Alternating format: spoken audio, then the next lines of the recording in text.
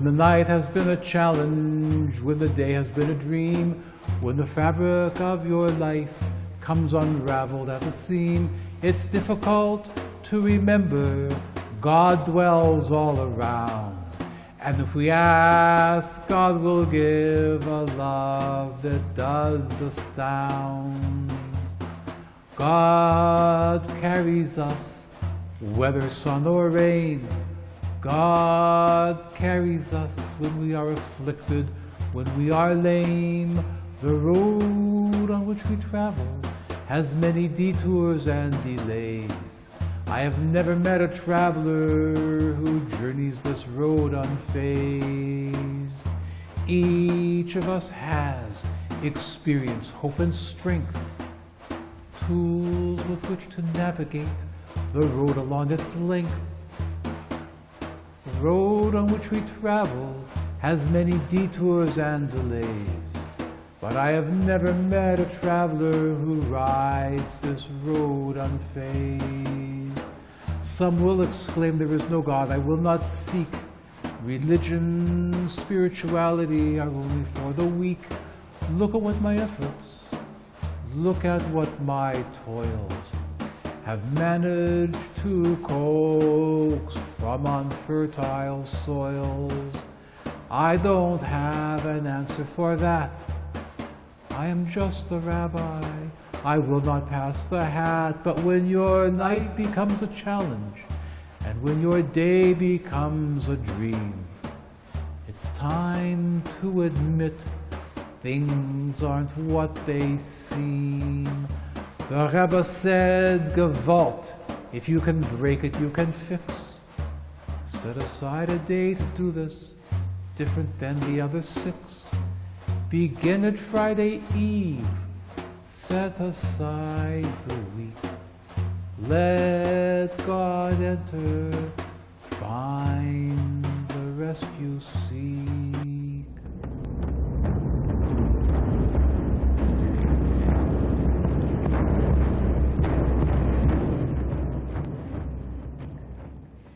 Hello, welcome to Sufism, Heart of Islam. Today we have a wonderful guest, Rabbi Chark. Welcome to the program. Thank you, Eliza. And you are a Jewish mystic, and please begin with a Hebrew prayer for this program. Baruch atah Adonai, Eloheinu melech haolam, shechechianu v'kiyamanu v'higiyanu l'zman hazeh. A blessing, dear God, for bringing me to this time and this place for this experience. Wow, that's really beautiful. Rabbi Chark, a Jewish mystic, how different is he from other mystics, from other faiths?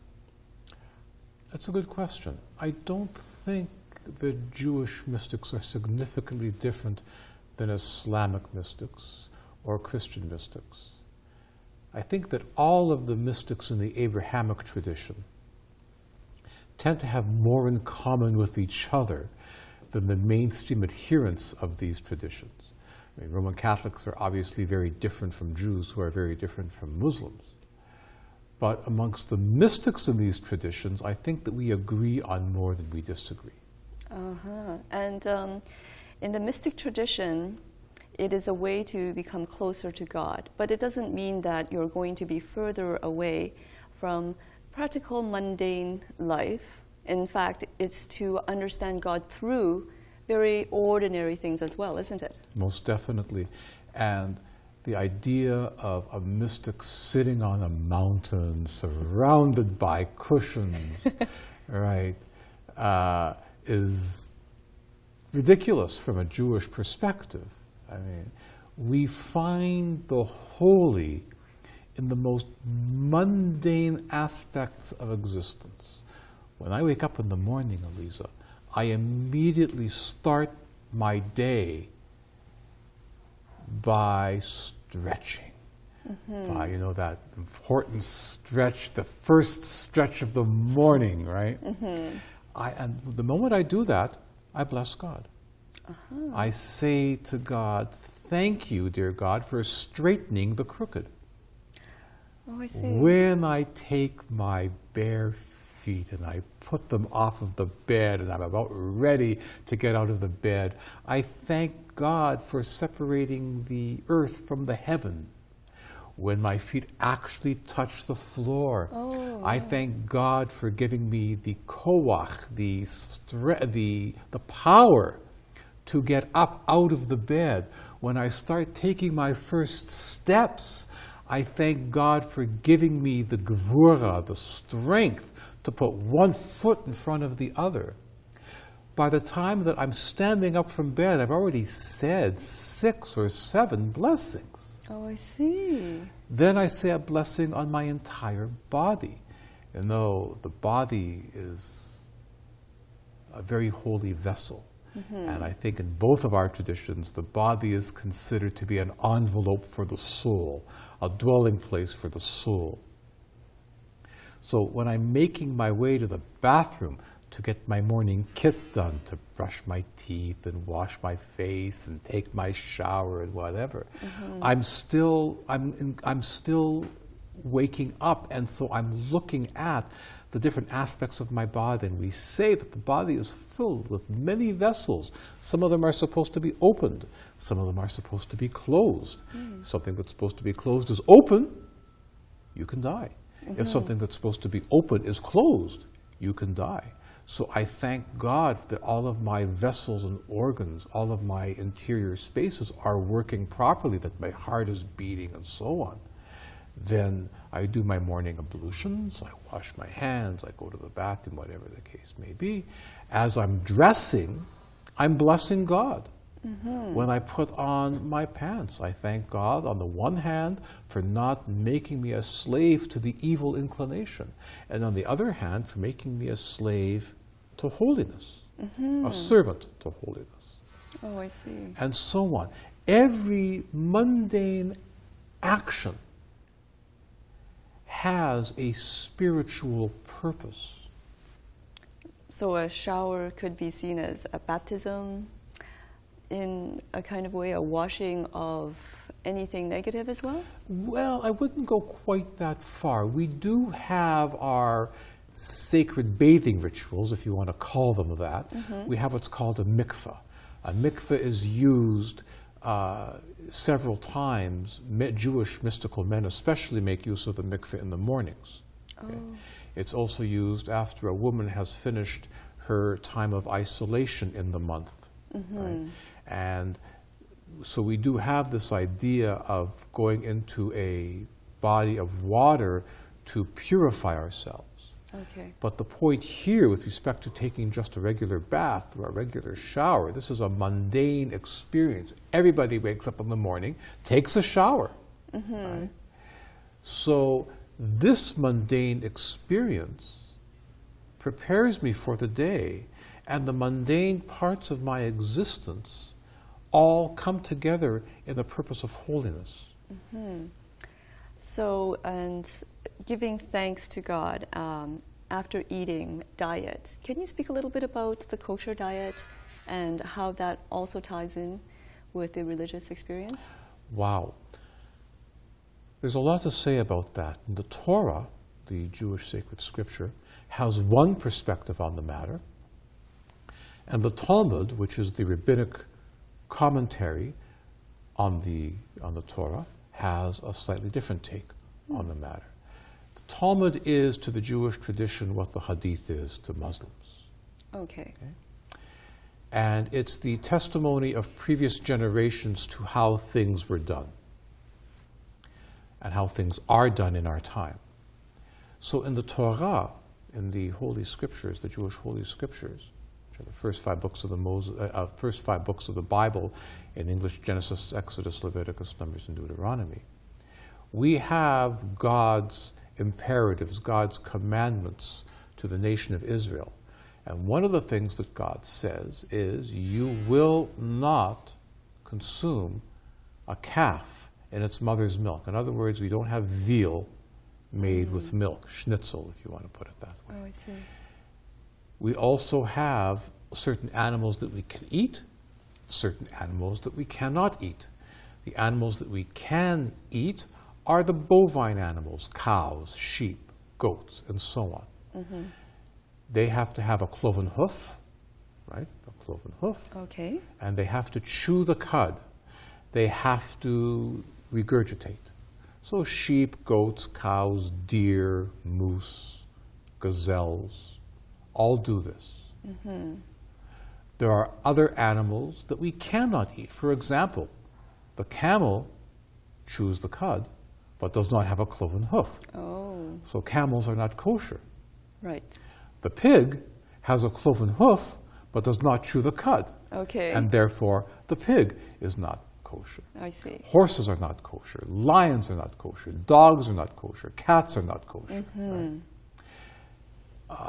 There are certain types of birds which are not kosher as well. Eagles, ravens, crows, what they call the raptors, the birds that eat carrion, the birds that eat dead things. Right. These are not kosher. Okay? The birds that are kosher are things like chickens, turkeys, most species of ducks. Okay? Although there is a controversy amongst different Jewish groups as to whether ducks are kosher. But most Jews consider ducks to be kosher today. What do the ducks think? No, just kidding. Personally speaking, though, you raise an interesting question through humor. Because personally speaking, I am a vegetarian, which is the highest form of keeping kosher, and was the original diet that God gave in the first book of the Bible, in Genesis, in Breshit, we call it in Hebrew. Okay. The first diet was essentially a vegetarian diet. Oh, I see. I see. So we definitely have that in our tradition. As to what food does, it elevates the soul. Oh, is that right? No question about it. The proper use of food elevates the soul. And so the proper use of food is definitely part of the spiritual experience of being Jewish. I believe this has also been confirmed with medical science as well.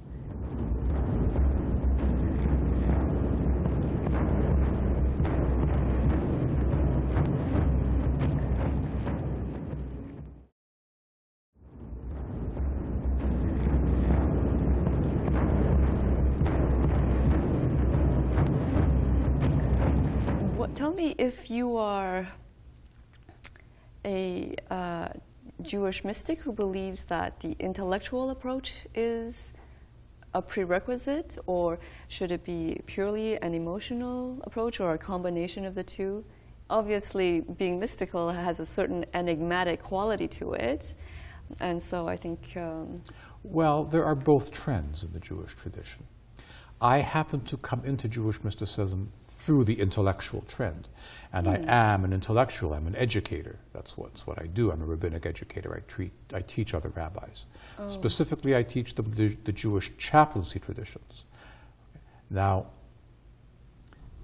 I am an intellectual. My wife is an intellectual. My wife is obtaining a doctorate in religion. Right? So we certainly have an intellectual family. Right? But I don't personally believe that intellectual approaches to mysticism work for me. They might work for other people, and I don't begrudge them that. But to me, I am not a rational mystic. There's certainly a very large Jewish tradition of rational mysticism. But that's not my tradition. I'm an irrational mystic. I seek the ecstatic. I sing. I clap my hands. I dance. I scream and shout for joy. I gesticulate wildly. These are the things that I do when I pray. And you can see even now, just in having this conversation with you, how I use my hands, how I emote. Right? This is part, for me, of the Jewish mystical experience. What is the power of music and poetry and dance to bring you closer to God? I lack the words, really, to explain that. The Jewish tradition is not big on the use of poetic rhythm, on tone poems, and so on and so forth for these purposes in the mainstream. Mm-hmm. Outside of the mainstream, amongst the Makublim, the Kabbalists, and the Hasidim, the mainstream mystics, if I can kind of combine those two words, music, storytelling has a very important purpose. Mm-hmm. Poetry is the deepest expression of the soul. The soul does not think in prose. It doesn't think in terms of grammar, subject, predicate, object. Okay. The soul thinks in terms of metaphors. When the eagle soars, that's an expression of the soul seeking divine justice or divine retribution or many things, but it's a metaphor. It's something that has to be explained through more mundane ideas. Mm-hmm. Right? Mm-hmm. So Jewish poetry, what we call piyutim in the Hebrew language, are very important, especially in the prayer book. The Jewish prayer book itself is largely a collection of the Jewish scripture, the Psalms, the Proverbs, various parts of the Torah, and so on. And these themselves are in fact poetic. The Torah is not written in prose. It might be translated that way in the English language, but it's really poetic. The Hebrew language has a rhythm. Now I know that in the masjid, when you walk into the mosque and you read from the Holy Quran, you chant. And many of the great readers of the Quran are highly sought for the technique they bring to reading. And we have a similar tradition in the Jewish tradition. The Torah is chanted. Oh. Well, you don't chant Stephen King. You don't take a novel and start chanting it. If you want to chant Stephen King or some popular author, you turn it into a poem first, right? And somehow turning The Shining into a poem is a frightening idea, right? But the Torah itself is a collection of poetry, very evocative poetry. And I tend to look for the poetic in the Torah. That's what I look for. And I look for the idiom, which is what poetry, and especially song poetry, seeks. It seeks the idiom. It doesn't seek the literal translation. Okay. So Hebrew is a language that's based on something called triliteral roots. It's not something... the closest, I think, would be lexicograms, perhaps, in English. Say, for example, the word sugar in Hebrew. Can you give an example of how this one idea, which we think of something sweet, is actually branching off into a few other layers? Well, this is exactly right. Hebrew shares this with Arabic. Arabic is also based on triliteral roots. Okay. Now, the use of these roots in both languages can lead you to some very interesting conclusions, right? About what the prophet, if we're talking about Islam, or God, if we're talking about the Torah and God's instructions to the nation of Israel, is trying to get across. So in my mystical tradition, I will look at the Hebrew word. I'll give you a basic example. Okay. The first word of the Torah is Breshit. Breshit in English is translated as in the beginning. The Hebrew word for in is b. Okay? The Hebrew letter bet means in or upon. Reshit means beginning, but Breshit does not mean in the beginning. It means it begins. Okay. It begins. But that offends the English sense. It doesn't sound right to the English ear. So they add words to make it more sensible. If you wanted to say in the beginning, you would say ba reshit, not breshit. Breshit literally means it begins, or it can mean it began. So now let's take the entire phrase. Breshit bara Elokim et hashmayim ve'et haaretz. The standard English translation, in the beginning, God created the heavens and the earth.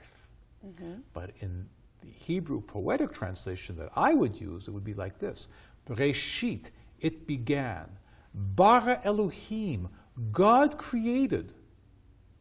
Et hashamayim, the heavens. Ve'et haaretz, and the earth.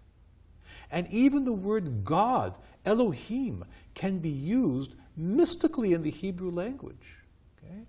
Elohim is literally, you can change the letters around and read it as El Hayom. El means God, similar to the Arabic Allah. Okay. Hayom means today. Oh. So now, all of a sudden, you've changed the entire concept. Okay? You've just basically said that today, God began the creation of heaven and earth.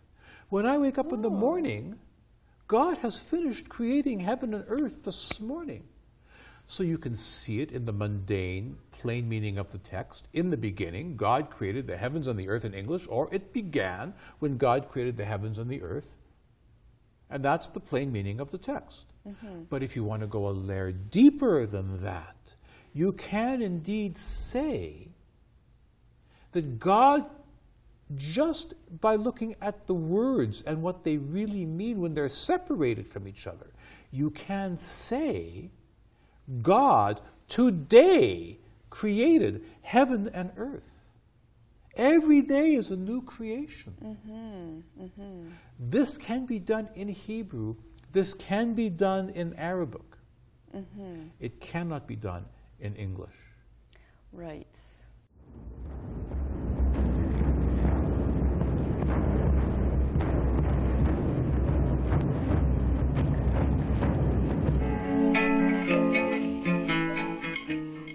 This program was brought to you by A Women's Touch. Quality construction at an affordable price.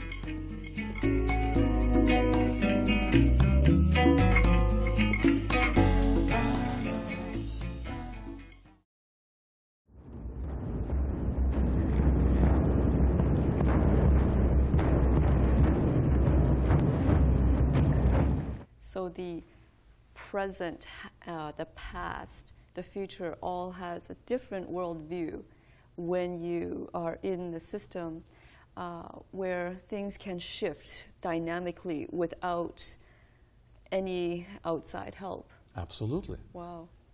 Absolutely. In fact, I was having an interesting discussion in the synagogue this morning, right after services. This being a Thursday, we read the Torah.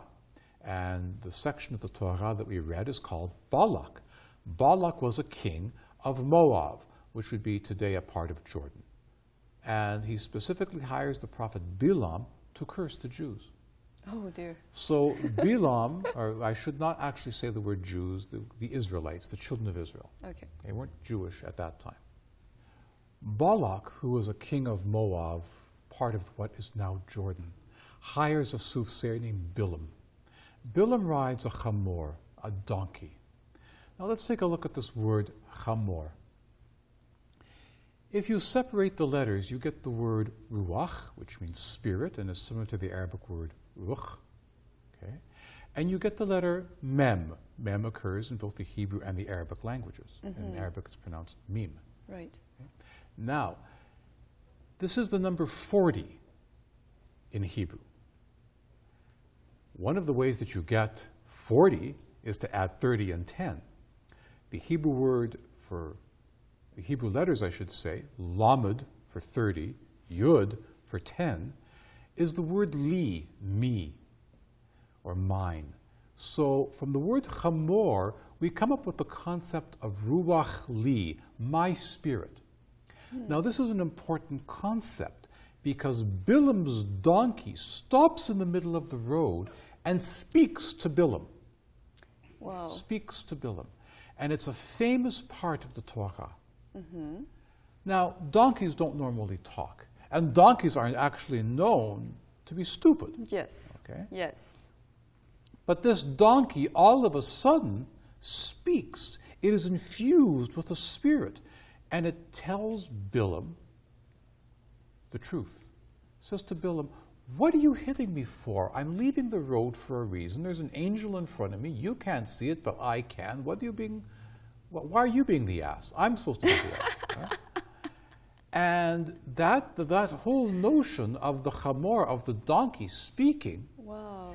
is really ruach li, my spirit being God's spirit, has infused the ass, has infused the donkey. Right. Right? Right. So by doing these kinds of things, by playing these kinds of word games, by using this kind of divine algebra, where the Hebrew letters can be taken into numbers and the numbers can be formed into new words and so on. We call this notarakon. And this whole idea of doing this kind of thing is not the plain meaning of the text. Right. It's beyond the plain meaning of the text. It's what we call the drash. Now, it was you who pointed out to me some time ago that the word drash in Hebrew reminded you of the word madrasa. Right. And this is a fascinating connection.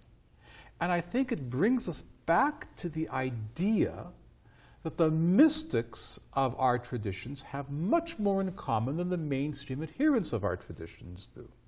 Right? True. The idea of what is a madrasa? It's a place of interpretation.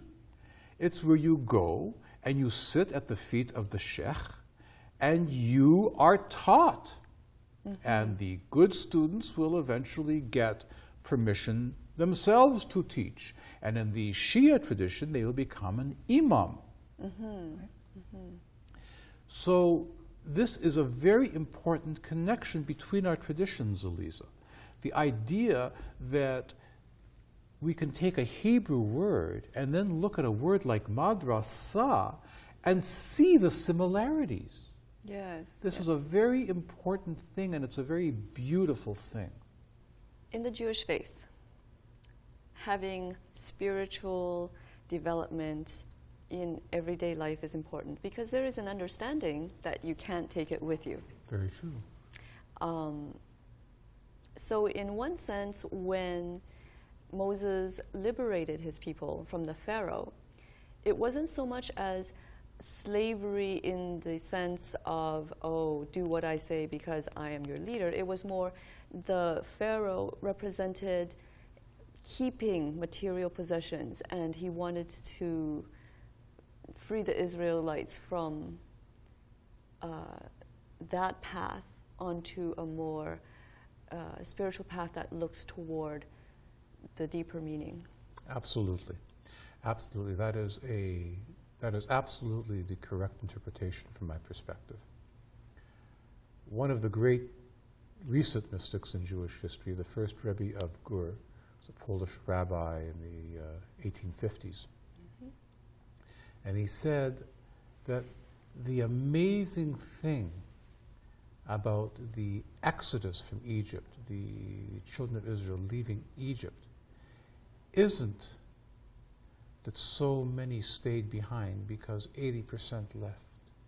80% stayed. Oh. The amazing thing is that so many left.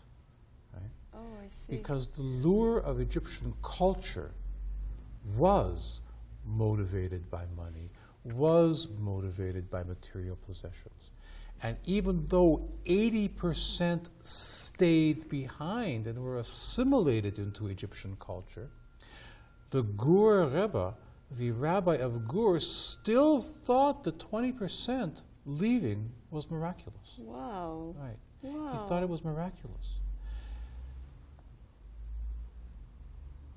When Jews are buried, we are buried naked except for a shroud. We don't even wear the clothes that we wore in life. Oh, wow.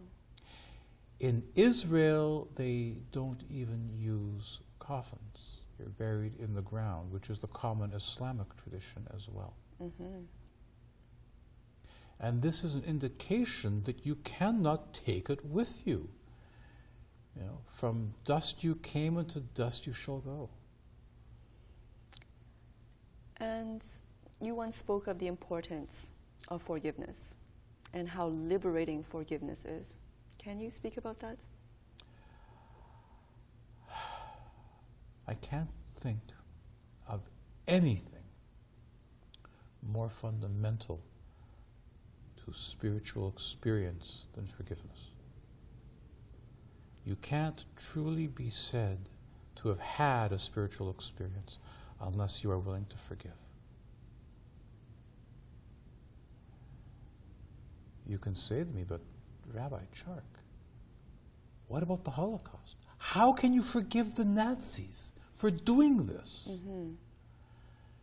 And that puts the onus in the wrong place. Mm-hmm. We don't forgive others, Eliza, for their sake. We forgive them for ours. Mm-hmm.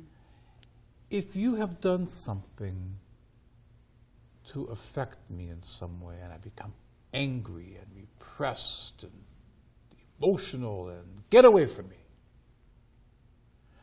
I've given you ownership of my soul. Mm-hmm. That's a precious thing to give away. Why would I want to give that to you? Mm-hmm. When I forgive you, I take back what was mine to begin with. Now, I don't say that this comes easily. No. But I will say that study after study after study has shown that the Holocaust survivors who survived most successfully Mm-hmm. forgave the Nazis. Mm-hmm. That is a powerful message, and one which all Sufi mystics and mystics from other traditions also emphasize. I would be honored to hear some of your poetry and songs. Okay. Well, staying in a spiritual theme, I want to introduce a couple of different songs. This one here is based on a saying of Rabbi Nachman of Breslov, who was a European mystical rabbi of the early 19th century. He is my master in that sense. Okay. And I will leave the stage to you.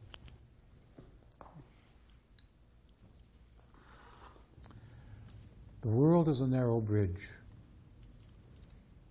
The bridge spans a distance between two shores. The bridge leads to right here and right now. Upon the other shore stands a solid, stable house. Leading to the house are 12 short steps. Entering brings us to right here and right now. Being right here and right now puts us in God's domain. And the main thing to recall is not to fear at all. Forget everything else but that recall. Never fear at all. Now, the other song that I want to present to the audience is a song that we sing at my Sabbath table on Friday evenings.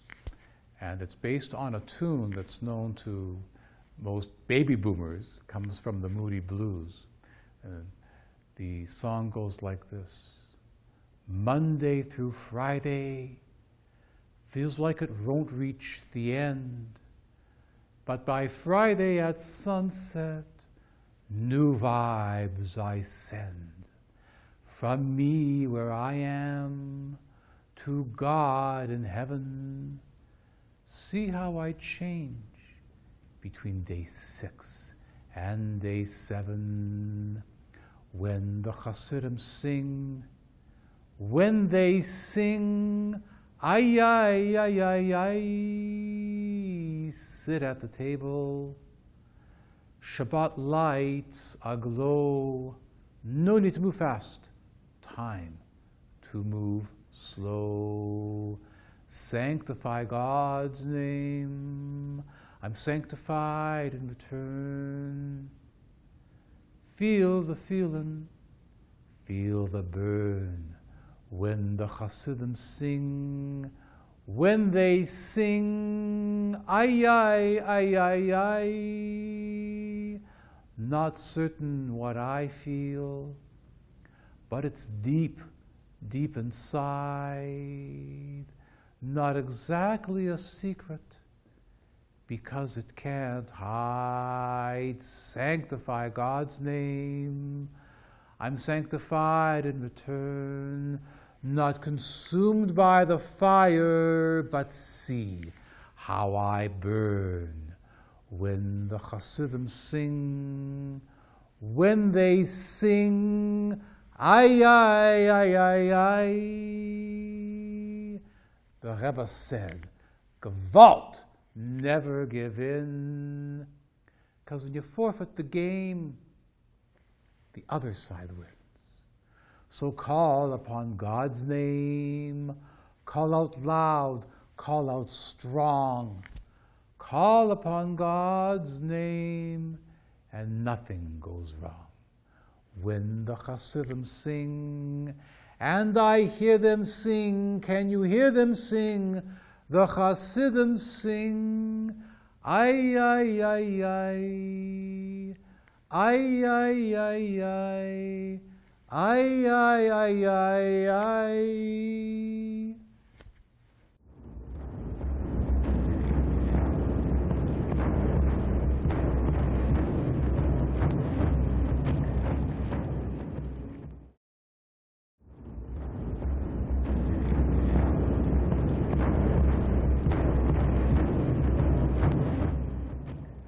"5 days a week, I prove my worth.